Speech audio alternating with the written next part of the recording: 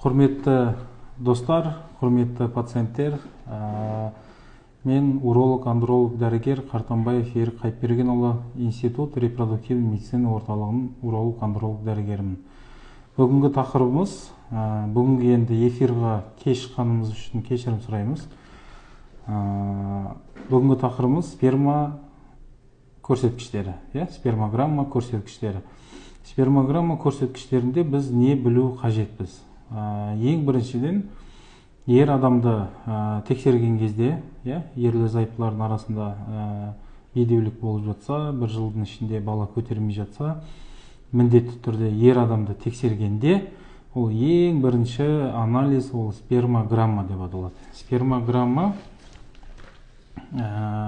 ол спермограммаға дайындық керек, міндетті түрде.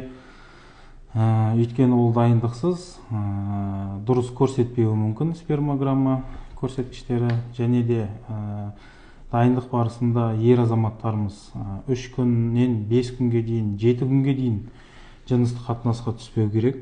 3 күн мен 7 күннің арасында жыныстық қатынасқа түспей келіп тапсыра берсе болады.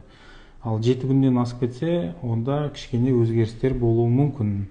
Бірақ әр тапсырған әр нәтижені уролог-андролог дәрігері қарап, өзі шешеді, қайталау керек па, керек емес па. Екінші мәселе, дайындық барысында міндетті түрде жаңағы воздержание, жыныстық қатынасқа түспеу.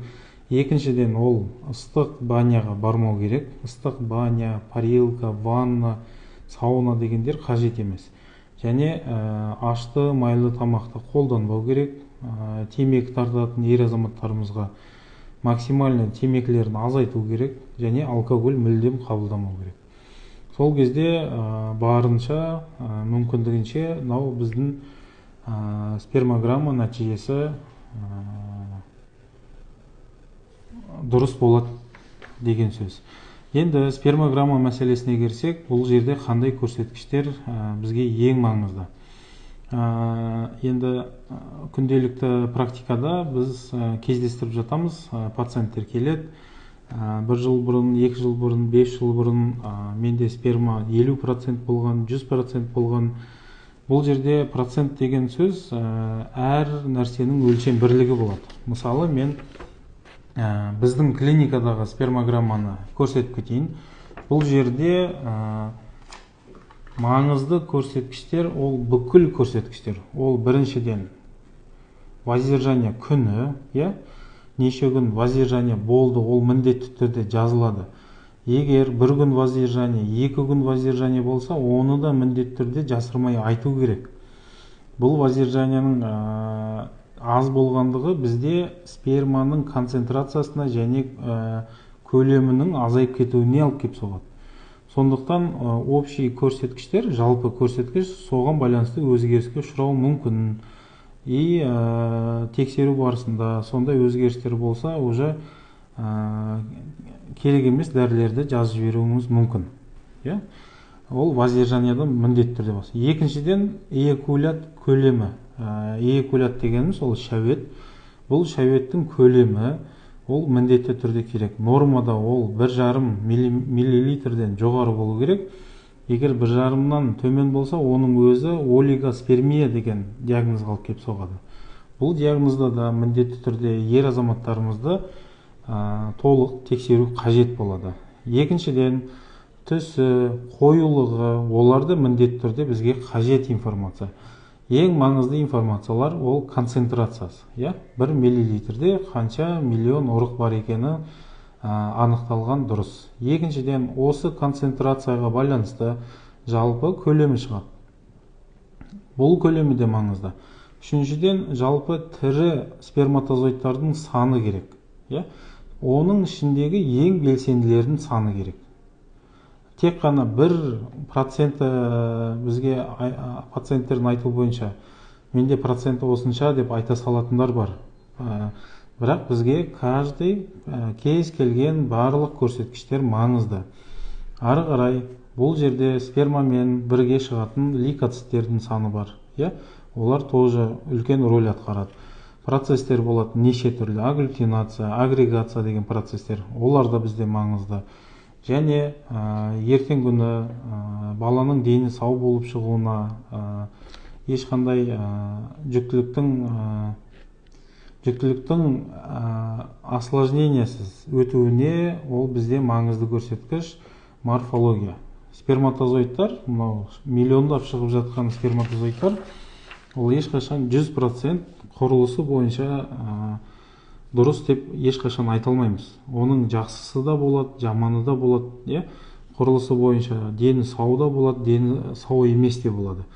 Сол именно негізгі дені сау құрылысы бойынша басы, денесі, құйрығы сол қанша мөлшерде екенін біз міндетті түрде анықтау керекпіз.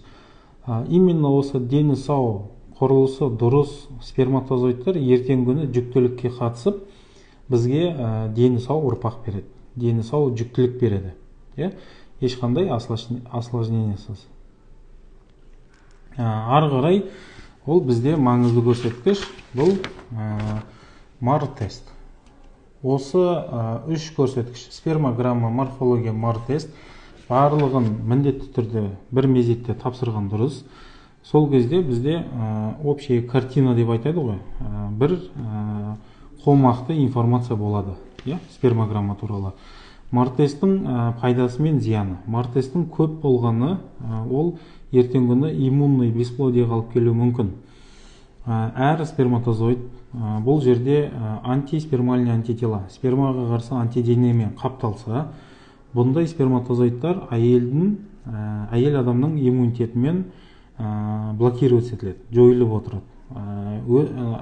Ең белсенді ұрықтар өз мәресіне жете алмай отырады. Сондықтан да бұл мар-тест бізге өте маңызды. Енді спермограмма бойынша бізде әртүрлі жағдай болады. Мысалы, мынау көрсеткішке қарасақ, ол норма зооспермия, көлемі 1,5 мл-ден жоғары, түсі, қоюлығы барлығы нормада, концентрация 15 миллионнан жоғары болу керек, және сперматозоидтың жалпы саны 39 миллионнан жоғары болу керек. Енді осылардың ішіндегі тірілері 40%-дан жоғары болу керек норма кезде, және ең белсенділері 32%-дан жоғары болу керек. Осы шығып жатқан ұрықтың ішінде 4%-дан, морфологиясы 4%-дан жоғары болса, табиғи жүктілікке шанс жоғары деген сөз. Және мар-тестіміз 50%-ға дейін болу керек. Осы спермограмманың нәтижесіне қарап біз диагноз шығарамыз. Олигозооспермия. Егер осы сперматозоидтардың жалпы саны азайып кетсе, онда біз олигозооспермия деген диагноз қоямыз. Белсенділері, тірілері азайып кетсе, төмендеп кетсе, біз астенозооспермия деген диагноз қоямыз. Егер морфологиясы төмен болса, онда тератозооспермия деген диагноз қоямыз. Кейбір жағдайда осы үш көрсеткіштің барлығы да төмендеп кетуі мүмкін.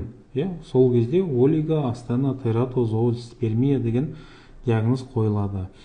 Ары қарай мар-тест. Егер мар-тест спермограмма нормада болып, мар-тест 100%-ға дейін көтерілсе, 50%-дан жоғары болса, онда иммунный бесплодия, антиспермальный антителаның проценттік мөлшерін көрсетеміз.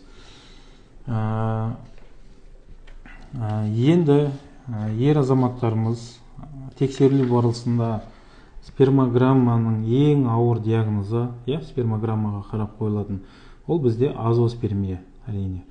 Енді азоспермияны өткен тікелей эфирде айтылды, қандай түрлері болады, қандай жағдайда емделеді, қандай жағдайда емделмейді.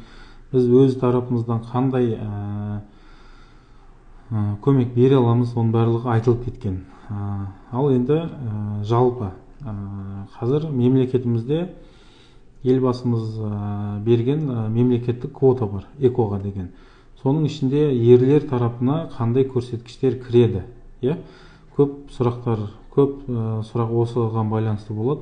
Ерлер тарапынан егер концентрация 10 миллион болса, 10 миллионнан жоғары болса, концентрациясы 5 миллионнан жоғары болса, жалпы саны 10 миллионнан жоғары болса, 10 миллион және одан жоғары. Және ең белсенділері 20% болса, онда бізде ерлер тарапынан ЭКО-ға квотаға үміткер бола аламыз. Сұрақтарға көшсек болады ма? Енді сұрақтарға көшсек. Морфология 4 болса, қалай емделуге болады?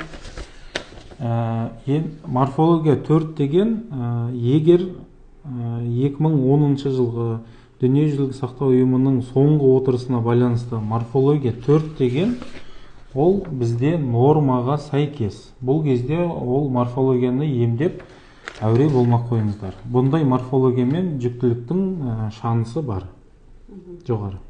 Жолдасымда ДНК фрагментация 15%, бұл процентпен андролог программаға рұқсат берді. Іште қорқыныш бар, баланың денсаулығына зиян болмайды ма? Енді спермограмманың қазіргі таңдағы ең терең тексерушілердің бірі, ол бізде ДНК фрагментациясы. Сперматозоидтардың ішіндегі ядросының ДНК-сының бұзылысын анықтау. Бұл жерде норма өзі 15%-ға дейін болып саналады. 15% включительно дейді. 15% болса, ешқашан қорықпаңыздар. Бұндай 15%-ға дейінгі нарушениялар болған жағдайда табиғи жүктіліктің де болуы ықтимал. Ал ЭКО-да бұл ешқандай қарсы көрсеткіш емес. Қорқатын көрсеткіш емес. 15% деген қорқатын көрсеткіш емес. Март-тест 4 болса, неге нормозоспермия деп қояды? Март-тест бұл өзі 50-ге дейін болу керек. 50-ге дейін болса, ешқашан март-тестке байланысты диагноз қойылмайды. 10% активность ол аз ба? 10% активность ол төменірек. Нормада 32-ден жоғары болу керек. Енді осы 10%-ға алып кеп тұрған себепті анықтасаңыз, ертең емі де оңынан болады. Агглютинация дегенді қалай түсінсек болады? Агглютинация ол сперматозоидтардың бір-біріне жабысып қалуы. Сол жабысқан кезде сперматозоидтар кейбір жағдайда активность нашарлап кетеді, кейбір жағдайда тірілердің саны азайып кетеді. Бұл агглютинацияның себебін анықтау үшін міндетті түрде дәрігерге барып, секрет простатай тапсыру керек, немесе бакпасев спермой тапсыру керек. Қосымша урологтың көзқарасына қарай УЗИ органов мошонки жасау керек. Сол кезде анықталады. Жолдасыммен қарым-қатынас 2-3 аптада боламыз, бұл дұрыс па, әлде қаралу керек пе? 2-3 аптада бір рет болған ол өте аз. Және ер азаматтар үшін 2-3 аптада бір рет болған ол жақсы нәрсе емес. Аптасына 2 рет, 3 рет болу керек, стабильно. Регулярная половая жизнь деп айтамыз. Аптасына 2 рет, 3 рет ол сондай жиілікпен аптасына болып тұру керек. Егер 2 апта, 3 аптаға созылып кетсе, жыныстық қатынасқа түспеу, ер азаматтарда бұл застойный простатит, конгестивный простатитке алып келуі мүмкін. Прогрессивно подвижные сперматозоиды 29-9 бұл нормальный көрсеткіш па? 32-ден жоғары болса, шанс жоғарылайды. 29-9, енді 2%-ның аржақ бер жағы деген не жоқ. Шұғыл түрде емделу қажет деген әңгіме жоқ. Осы 30%-бен жүктілік болып жатады. Өзіңізге жеке жазсақ жауап бере аласыз ба? Деп пациентіміз сұрап жүр. Болады. Ретроградная эякуляция деген не екенін тұр? Ретроградная эякуляция деген бұл көп жағдайда ұзақ уақыт сахарный диабетпен ауырған науқастарымызда көп кездеседі. Ретроградная эякуляция кезде бізде эякуляция, шәует сыртқа шығудың орнына қуыққа қарай кетіп қалады.